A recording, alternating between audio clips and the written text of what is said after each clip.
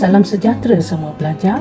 Hari ini kita akan belajar kursus Kimia Tak Organik USC 1112 untuk pelajar Kolej Vocational dengan tajuk 5.0 Hukum Gas bersama saya, Cikgu Aslinda dari Kolej Vocational Kelang. Jom kita mulakan. Standard pembelajaran bagi tajuk 5.0 Hukum Gas adalah 5.1 Menerangkan teori kinetik jirim bagi gas unggul. 5.2 Menghubung kaitkan faktor isi padu, tekanan dan suhu dalam permasalahan gas.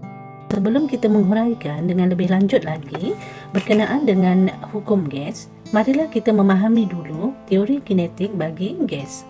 Dalam suatu bekas tertutup, bilangan molekul adalah tetap walaupun isi padunya berubah. Begitu juga dengan jisim gas. Dalam bekas tertutup juga, jisim gas adalah tetap walaupun isi padunya berubah. Penerangan sebentar tadi adalah berkaitan dengan suatu gas unggul. Apakah andaian-andaian teori kinetik jirim tentang gas unggul ini? Jirim terdiri daripada zarah-zarah yang seni. Yang kedua, zarah-zarah sentiasa bergerak secara bebas dan rawak, di mana zarah-zarah ini mempunyai tenaga kinetik.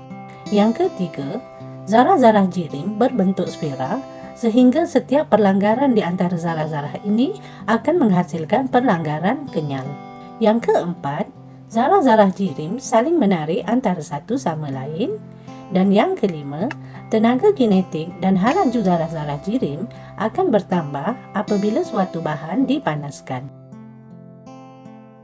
Bagi memahami lagi konsep yang kita pelajari, marilah kita melihat penyelesaian masalah yang berkaitan dengan jisim dan isi padu gas. Sebiji bola pingpong yang kimik akan kembali ke bentuk asalnya apabila dimasukkan ke dalam air panas. Terangkan perkaitan jisim dengan tenaga kinetik udara dalam bola tersebut. Konsep yang kita pelajari adalah jisim tidak berubah walaupun isi padunya berubah. Apa yang diterangkan oleh teori kinetik gas? Bola pingpong yang kimik mempunyai isi padu yang berbeza dengan bola yang bulat. Ini disebabkan oleh bentuknya yang berubah. Apabila dimasukkan ke dalam air panas, jisim bola pingpong tidak berubah. Tetapi, zarah-zarah udara dalam bola pingpong bergerak dengan lebih laju menyebabkan tenaga kinetiknya bertambah. Pelanggaran di antara zarah-zarah dengan dinding bola pingpong akan bertambah. Bola pingpong berubah ke bentuk asal. Kesimpulan kita adalah jisim bola sentiasa tetap tetapi tenaga kinetiknya berubah. Bagaimana berkaitan dengan isi padu? Isi padu berkait dengan bentuk bekas yang ditempatinya. Sekiranya ada perubahan bentuk bola, ia akan mengubah juga isi padu bola tersebut. Jadi, isi padu gas juga akan turut berubah. Mari kita mengenali lebih lanjut lagi tentang hukum gas. Perlakuan gas, iaitu merujuk kepada susunan dan gerakan zarah-zarah, adalah bergantung kepada yang pertama, isi padu dan diwakili oleh simbol V yang bermaksud volume. Unit bagi isi padu adalah meter padu. M kuasa 3. Yang kedua adalah tekanan yang diberi simbol P bermaksud pressure dan unitnya adalah Pascal yang diberi simbol PA. Dan yang ketiga adalah suhu yang diberi simbol T bermaksud temperature dengan unit standardnya adalah Kelvin dan diberi simbol K. Apakah huraian maksud isi padu mengikut teori kinetik gas? Isi padu bermaksud ruang yang diisi oleh molekul-molekul gas dalam suatu bekas. Isi padu ini ditentukan oleh purata jarak di antara molekul-molekul gas tersebut. Isi padu gas adalah sama dengan isi padu bekas yang ditempatinya. Bilangan molekul adalah tetap walaupun isi padunya berubah. Pelajar-pelajar kena memahami betul-betul konsep ini ya. Huraian maksud tekanan pula mengikut teori kinetik jirim. Tekanan gas wujud disebabkan oleh perlanggaran molekul gas dengan dinding bekas. Apabila gas-gas berlanggar, berlaku perubahan momentum yang menghasilkan daya yang dikenakan pada dinding bekas tersebut. Daya yang bertindak ke atas seunit luas permukaan ini dinamakan tekanan. Cuba kita lihat penyelesaian masalah berkenaan dengan tekanan ini. Pernahkah kita terfikir mengapa belon tidak menjadi kempis sepenuhnya apabila kita kenakan tekanan ataupun apabila kita memicitnya? Konsep yang terlibat dalam masalah ini adalah tekanan. Cuba kita fahami apakah huraian teori kinetik gas berkenaan dengan tekanan. Molekul-molekul gas di dalam belon sentiasa bergerak secara rawak dan berlanggar antara satu sama lain. Juga berlanggar dengan dinding belon tersebut. Apabila zarah-zarah ini berlanggar, maka berlaku perubahan momentum dan daya akan terhasil. Daya yang dikenakan ini menghasilkan tekanan pada dinding belon. Tekanan inilah yang menyebabkan belon tidak boleh menjadi kempis sepenuhnya. Apakah pula maksud suhu mengikut teori kinetik gas? Suhu merupakan darjah kepanasan yang dialami oleh molekul-molekul gas. Apabila gas dipanaskan, molekul-molekul ini akan bergerak dengan laju yang tinggi dan tenaga kinetik akan meningkat. Frekuensi pelanggaran di antara molekul-molekul gas dan dinding bekas juga akan meningkat. Perkaitan suhu dengan tekanan dan isi padu boleh diplotkan melalui graf. Kita boleh lihat graf memotong paksi suhu pada nilai negatif 273 darjah Celsius. Suhu ini dinamakan suhu sifar mutlak. Pada takat suhu ini, tekanan ataupun isi padu gas akan menjadi sifar. Ini bermakna molekul-molekul gas tidak bergerak atau berada dalam keadaan rehat. Perhatikan bahawa tekanan melawan suhu dan isi padu melawan suhu adalah dalam unit darjah Celsius. Cuba kita perhatikan pula di sini, apabila kita memplotkan graf tekanan dan isi padu melawan suhu tetapi dalam unit Kelvin, kita dapati bahawa garis menegak iaitu garis tekanan P apabila dialihkan sehingga memotong suhu pada nilai negatif 273 darjah Celsius, nilai suhu ini diganti dengan suhu sifar mutlak kosong. Didapati bahawa skala mutlak iaitu skala Kelvin yang dipanggil juga suhu Kelvin akan diperolehi. Unit suhu dalam Kelvin menggunakan simbol K.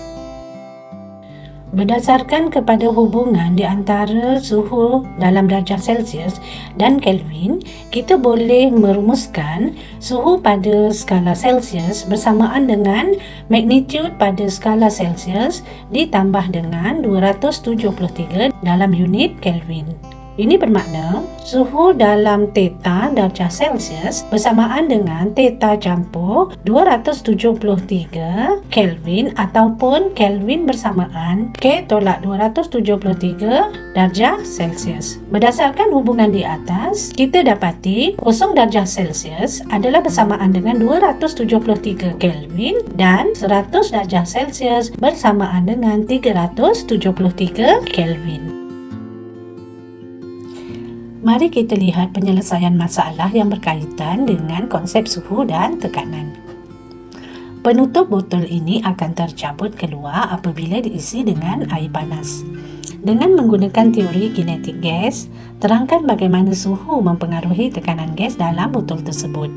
Hubungan konsep di sini adalah suhu dan tekanan. Kemudian kita kaitkan dengan teori kinetik gas. Mengikut teori kinetik gas, suhu adalah tenaga kinetik zarah-zarah dan dalam soalan ini ia merujuk kepada air panas di mana tenaga kinetik zarah-zarahnya tinggi ataupun tenaga kinetik zarah-zarahnya bertambah. Tekanan pula merupakan kadar pelanggaran antara zarah-zarah dengan dinding bekas yang juga bertambah kerana adanya suhu tinggi. Jadi, untuk menjawab soalan begini dengan merujuk kepada teori kinetik gas, kita mulakan dengan apabila suhu bertambah, tenaga kinetik zarah-zarah bertambah. Kadar perlanggaran antara zarah-zarah dengan dinding bekas bertambah, maka tekanan bertambah. Soalan seterusnya, rajah menunjukkan dua botol A dan B yang bersambung dengan paip getah. Selepas beberapa ketika, diperhatikan air berwarna dari botol A bergerak memasuki botol B. Terangkan fenomena ini. Hubungan konsep di sini adalah suhu dan tekanan. Ingat semula pelajar-pelajar. Jadi kita kaitkan dengan teori kinetik gas. Sama macam tadi, Suhu merupakan tenaga kinetik zarah-zarah dan di sini keadaannya adalah tinggi disebabkan oleh perbezaan suhu pada botol A dan botol B, dan tekanan merupakan kadar pelanggaran antara zarah-zarah dengan dinding bekas dan juga bertambah. Jadi jawapan yang paling tepat merujuk kepada teori kinetik gas adalah suhu botol A lebih tinggi daripada botol B. Kenapa? Ini kamu kena tengok sebab botol B direndam dalam ais. Tenaga kinetik zarah-zarah botol A lebih tinggi. Tekanan botol A juga lebih tinggi. Kadar pelanggaran antara zarah-zarah dengan dinding bekas botol A adalah lebih tinggi. Jadi air berwarna daripada botol A ditolak keluar dan memasuki botol B. Kita lihat satu lagi contoh soalan. Rajah menunjukkan botol yang mengandungi udara. Jelaskan dengan menggunakan teori kinetik jirim apabila kandungan ini dimampatkan. Hubungan konsep masih isi padu dengan tekanan. Dan teori kinetik gas merujuk isi padu sebagai jarak purata molekul gas ataupun ruang yang diisi oleh gas tersebut. Manakala tekanan masih juga sama kadar pelanggaran antara zarah-zarah dengan dinding bekas.